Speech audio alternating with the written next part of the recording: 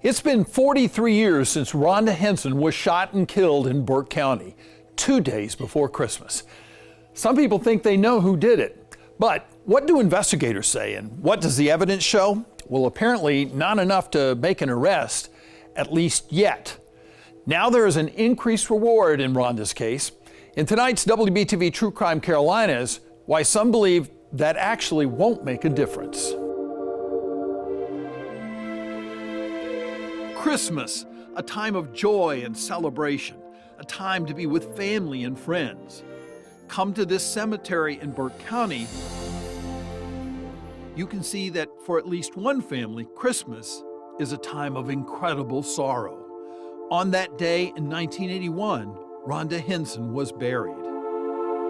It's always hard, but Christmas time when everybody else is happy and shopping and music, and it's hard, real hard. Rhonda, 19 years old, living with her parents, Judy and Bobby Hinson, in Valdese. She graduated from high school and recently started working at a company in Hickory. She loved everybody, friends with everybody. She wanted to be the center of attention. She was a lot of fun. She was very happy-go-lucky, always smiling. She had the beautiful, just a really, really, really beautiful smile.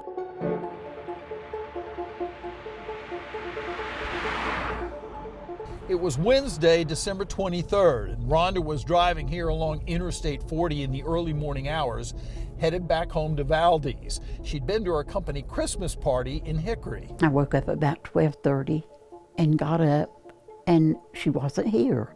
But I really didn't expect her to be here. But I woke Bobby up and he said, I have to go to work in a couple hours. He said, you know she's all right. She told you she's going to stay in Hickory. And I said, I'm really scared. I think there's something wrong. And he got up and I said, Bobby, Rhonda's dead. I was so sure. Sometime after 1 a.m., Rhonda took the Mineral Springs Mountain Road exit off Interstate 40.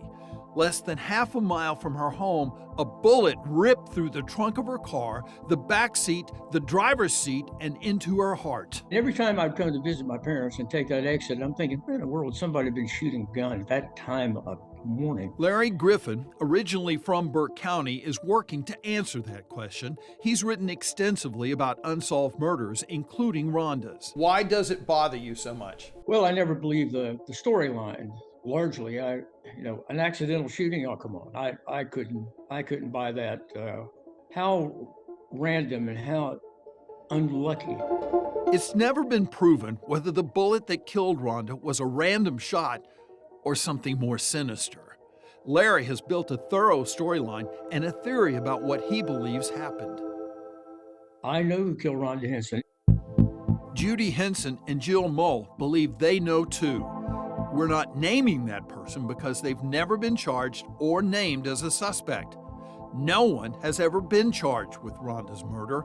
The proof, according to investigators, just isn't there. There were apparently no witnesses to the shooting, and again, it was dark and visibility was limited that night.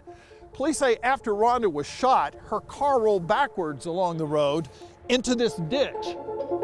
Body was found lying on the ground outside the car, and it's not clear whether someone pulled her from the car or whether she got out on her own.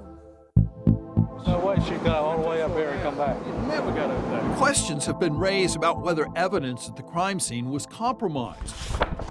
Griffin gave us this report from a former investigator for the sheriff's office who reviewed the case in 1995. In a sobering observation, he said, due to the negligent mishandling of physical evidence in this case, further investigation would be futile, non-productive, and a waste of good investigative time. A suspect's confession, without the rifle, would not produce a conviction in court. The reward in the case has been increased to more than $94,000. The reward money, there's not enough zeros. Honestly, I don't think it matters. I don't think, no matter how much it is, I don't think anybody's coming forward. Money's not gonna get them to talk.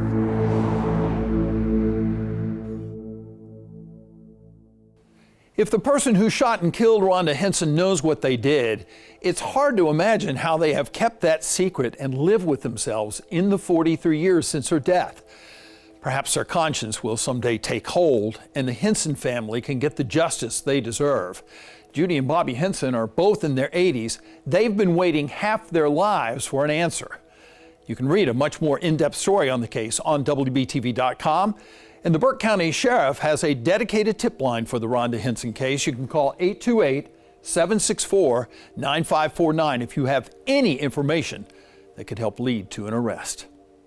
And that's WBTV True Crime Carolinas.